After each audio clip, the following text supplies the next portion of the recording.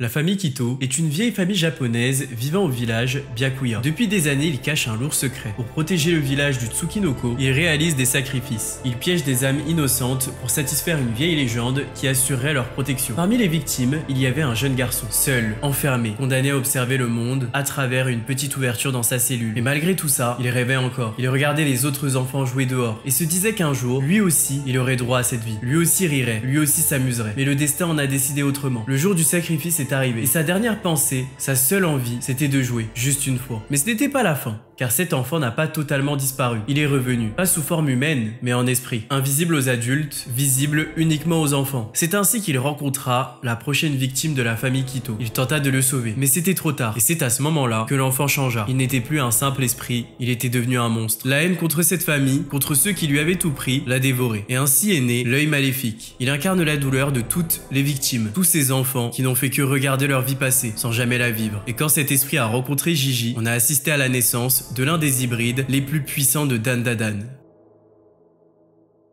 Salut la team, j'espère que vous allez bien. On se retrouve aujourd'hui pour une nouvelle vidéo à propos de Dandadan. Ça fait un bail les gars, j'ai pas été hyper actif sur cette chaîne ces derniers temps, mais avec les animes de l'été qui arrivent fort, on reprend les vidéos régulièrement. Au programme, Dandadan, Sakamoto Days, Demon Slayer, Gashiakuta et du très lourd sur Chainsaw Man. Restez branchés, vous êtes pas prêts. Aujourd'hui on va parler d'un personnage que j'adore particulièrement, l'œil maléfique. C'est clairement mon hybride préféré de Dandadan. Sa puissance est incommensurable et c'est ce qu'on va voir aujourd'hui. Pour moi, c'est le seul qui peut éteindre Mémé Turbo. Et vous me direz en fin de vidéo qui, selon vous, est le plus puissant de la série. Comme d'habitude la team, je vous invite à liker, à vous abonner et à activer la cloche de notification pour ne louper aucune vidéo. Du très lourd arrive. Avant de continuer, j'aimerais vous parler d'un jeu que j'ai découvert récemment et qui vaut vraiment le détour. Surtout si vous aimez les univers travaillés et les combats dynamiques. Crystal of Atlan, c'est un tout nouveau MMORPG dans un univers magic punk, c'est-à-dire un monde où la magie et la technologie cohabitent un peu à la frontière entre le steampunk et la fantasy. Autant vous dire que visuellement, comme en termes d'ambiance, c'est très réussi. En ce moment, ils ont lancé une collaboration officielle avec One Punch Man. Depuis le 26 juin, vous pouvez obtenir dans le jeu un badge de transformation Saitama, des avatars, des titres, un nouveau boss inspiré de Poros, ainsi que Terrible Tornado et 2 montures spéciales à l'effigie de Genos et de Blizzard de l'Enfer. La collab dure jusqu'au 26 juillet, donc si vous voulez en profiter, c'est maintenant. Le jeu vient tout juste de sortir sur iOS, Android, PC et PlayStation 5, et ce qui m'a vraiment accroché au-delà de l'univers, c'est le gameplay. On choisit parmi 11 classes disponibles dès le début, pas de tirage au sort, tout est accessible directement. Chaque classe peut être personnalisée avec plus de 20 compétences, et le système de combat est vraiment fluide. C'est nerveux, précis et surtout agréable à prendre en main. Ce que j'ai aussi trouvé intéressant, c'est l'aspect multijoueur. Il y a des donjons en coop,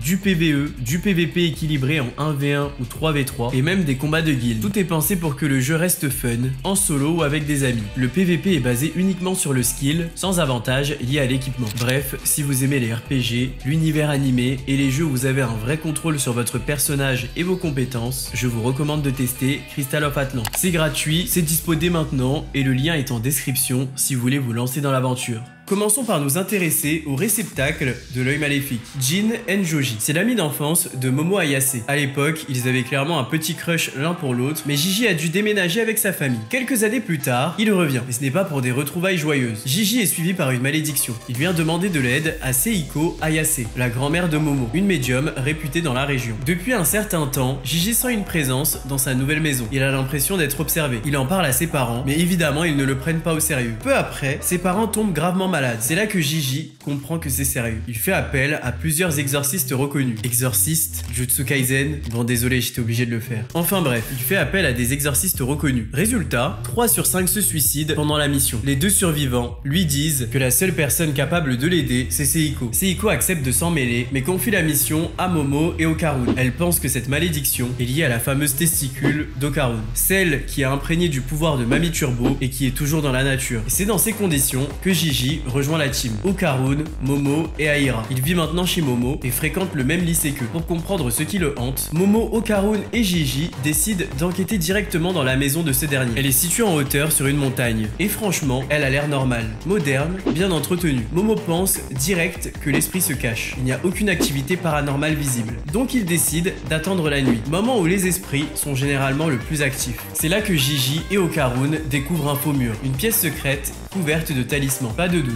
il y a un truc qui cloche. Et pile à ce moment, la famille Quito débarque, les proprios de la maison. Et très vite, on comprend qu'ils sont louches. Ils s'en prennent à Gigi et à Okarun. Puis Momo débarque pour les sauver. Après une confrontation tendue, tout le monde se retrouve projeté dans la pièce secrète, qui mène directement au Tsukinoko. Le Tsukinoko est un ver géant qui ressemble à un serpent, issu du folklore japonais. Il émet des ondes magnétiques ultra puissantes, capables de pousser quiconque à vouloir se suicider. Momo et Okarun n'y échappent pas. Ils sont sur le point de passer à l'acte. Mais Gigi résiste. Il n'est pas touché par les ondes magnétiques. Ses pulsions, il les reconnaît. Ses parents avaient agi pareil. Mais une question, pourquoi est-ce que lui est épargné? La réponse apparaît dans une forme grotesque. Un esprit monstrueux en slip, l'œil maléfique. Mamie Turbo explique qu'il ne faut pas le regarder dans les yeux, sinon les personnages auront des pulsions suicidaires. C'est un pouvoir similaire à celui du Tsukinoko. On comprend alors que Gigi n'est pas affecté par les ondes magnétiques du Tsukinoko parce que l'œil maléfique le protège. En fait, le pouvoir de l'œil maléfique interfère avec celui du Tsukinoko. Les deux malédictions s'annulent. Okarun passe en forme hybride et transperce le Tsukinoko. Mais ce monstre se régénère instantanément. Les personnages s'enfuient alors. Mais Gigi, en croisant le regard de l'œil maléfique, accède à ses souvenirs. Il découvre l'histoire du petit garçon sacrifié, consumé, abandonné, sous la maison depuis des années. Il comprend que l'œil maléfique ne voulait pas le tuer, mais le protéger. Et là, Gigi est bouleversé. L'œil maléfique n'était qu'un enfant innocent qui voulait s'amuser avec les autres. La famille Quito l'a sacrifié pour apaiser l'esprit du Tsukinoko, qui vivait pour eux dans le volcan du village. Si le Tsukinoko n'était pas nourri en sacrifice, le volcan entrerait en éruption, anéantissant leur village. C'est ainsi que le corps de ce jeune garçon est resté là, complètement consumé, sous la maison depuis des années. L'esprit de cet enfant fusionna avec la victime suivante, et c'est ainsi qu'il a vu le jour, l'œil maléfique. Un esprit vengeur qui pousse tous ceux qui le regardent à vouloir se suicider. Plus les victimes de la famille Quito augmentaient, plus sa puissance augmentait également. Ce qui est intéressant avec l'œil maléfique, c'est qu'il ne tire pas sa puissance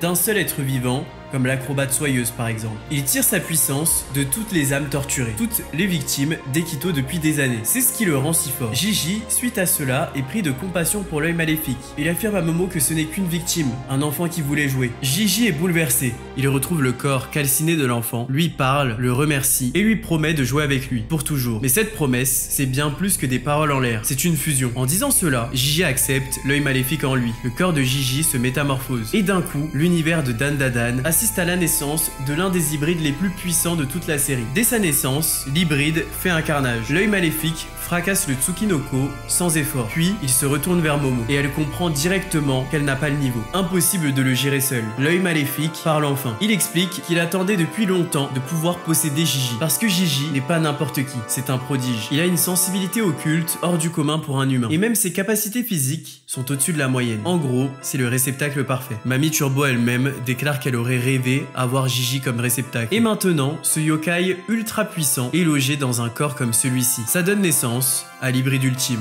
L'œil maléfique annonce vouloir éradiquer l'humanité. Et c'est là qu'Okarun rentre en scène. Le combat est monstrueux. On comprend rapidement à quel point l'œil maléfique est puissant. Il peut matérialiser les âmes torturées des victimes des Quito. Il transforme leur souffrance en armes. Il peut créer une sphère d'énergie extrêmement puissante qui rebondit jusqu'à toucher sa cible. Un vrai missile. Il peut aussi invoquer une structure spirituelle qui enferme ses ennemis et isole de toute attaque extérieure. Mais cette barrière ne repousse pas seulement les coups, elle rejette littéralement la réalité. C'est une prison d'illusion quasiment impossible à briser. Et pourtant, Okarun y parvient. À la force de ses poings, il parvient à briser la cage et à projeter l'œil maléfique hors de sa propre dimension. Mais ce n'est pas sans conséquence. Okarun est épuisé, au bord du chaos. Et l'œil maléfique aussi, pour le moment. Sauf que ce n'est pas fini. Un peu plus tard, l'œil maléfique reprend ses esprits. Il est prêt à reprendre le combat. Et cette fois, c'est un 3 contre 1. La famille Quito, Momo et l'apprenti de Seiko face à lui. Mais ça ne suffit pas. Ils se font pulvériser. Heureusement, Mamie Seiko arrive et réussit à sceller l'œil maléfique temporairement. Mais le danger reste là. Car tant que Gigi est en vie, l'œil maléfique vit aussi. Et pire, à chaque fois que Gigi rentre en contact avec un liquide, l'esprit reprend le contrôle. La seule solution, temporaire pour le ramener, c'est de l'asperger de liquide chaud. Mamie Turbo est formelle. Personne jusqu'ici n'a été capable de vaincre l'œil maléfique durablement. Il est bien trop puissant. À la base, c'est un yokai des montagnes, considéré comme un véritable dieu dans le folklore. Quand ces entités prennent possession d'un humain, la personne perd tout contrôle et finit par mourir. Mais Gigi, lui, fait l'exception. C'est le réceptacle parfait, l'anomalie. Le pire dans tout ça, c'est que l'œil maléfique n'est encore qu'un nouveau-né et il est déjà monstrueux. Mais plus le temps va passer, plus il deviendra puissant. Sa force va encore augmenter d'après Mamie Turbo. Face à la menace grandissante, Seiko tente une dernière carte. Une cérémonie d'exorcisme spéciale, capable en théorie d'éradiquer l'œil maléfique une bonne fois pour toutes. Mais alors que le rituel bat son plein, Gigi l'interrompt.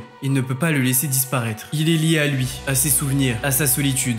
Il le voit pour ce qu'il est, un enfant qui veut juste jouer. Et il lui a promis de jouer avec lui pour toujours. Gigi est prêt à vivre avec l'œil maléfique. Seiko finit par accepter, mais elle prévient, cette décision a un prix. Il va falloir que tout le monde se renforce, parce qu'au moindre faux pas, c'est l'apocalypse. C'est pour dire sa puissance les gars. L'œil maléfique a forcé un arc d'entraînement pour tous les personnages. Le niveau de danger que représente ce démon pousse toute l'équipe à power up. Momo, Okarun, Aira et Gigi. Tout le monde s'entraîne. Seiko rappelle à Gigi que son potentiel occulte est énorme. Avec un entraînement sérieux, il pourra peut-être garder le contrôle sur l'œil maléfique. Mais ça reste risqué, et ça se confirme rapidement. Lors d'une perte de contrôle, l'œil maléfique manque de tuer Momo. Pour éviter que ça se reproduise, Okarun décide de devenir plus fort. Son objectif, pouvoir affronter l'œil maléfique en cas de besoin. Et surtout, tenir sur la durée. Car si Okarun peut le surpasser en vitesse et en puissance brute, ses transformations sont trop courtes pour durer dans un vrai combat. Mamie Turbo l'entraîne donc pour accomplir un exploit que même l'œil ne peut réaliser. Effectuer 5 actions distinctes dans le même laps de temps. Grâce à cet entraînement, Okarun obtient un power-up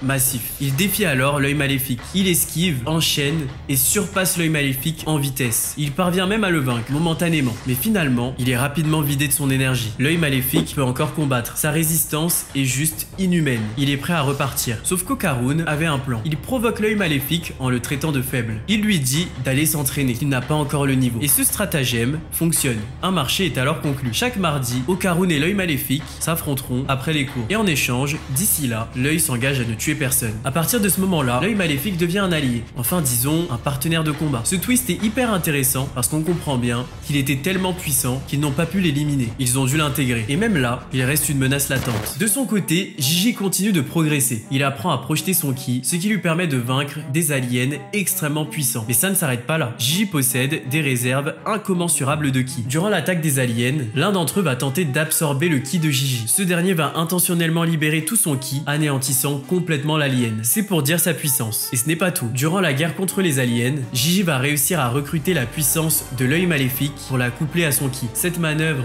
va lui permettre d'envoyer une onde de choc surpuissante, comparable à un Kamehameha Prime, détruisant absolument tout sur son passage. Durant cet arc, Gigi finit par laisser le contrôle à l'œil maléfique de manière volontaire, faisant de lui un vrai allié, un partenaire de combat. Voilà la team, c'était tout pour cette vidéo, j'espère qu'elle vous a plu. Restez branchés cet été avec toutes les sorties, on va traiter plein d'animés sur la chaîne. Je vous dis à très vite, merci à vous et restez sur vos gardes.